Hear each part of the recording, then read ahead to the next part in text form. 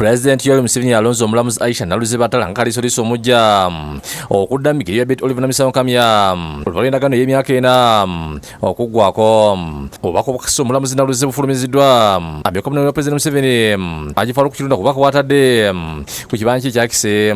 President yayongera abadde abamyuka bagije ekisanja okuli Dr. Patricia Chane okirya ne Anne tulina omugisha okusinziira ku bubaka bwa kirunda amannya agalondeddwa gasindikiddwa mu kakiiko ka Paalamenti akasa abeera balondeddwa President Museveni okusunsulibwa. Omulamuzi Naluzze yalondebwa okubeera omulamuzi wa kkooti enkulu mu 2023 era ng'aliko n'omuwabi wa gavumenti okubona emyaka 18 nga n'abakugenda mu ofiisi ssaawa wa gavumenti. Naluzze yaliko omuyambi w'ebyamateeka mu bannamateeka beefu mukasa and Company Advocates kati yafuuka Fidesi ligo wakati wa 23 ne 26 alina digiri 2 mu bukulembeze okuva mu UMI. Obedi Tutale yakusakidde eggulu ku Bukedde TV.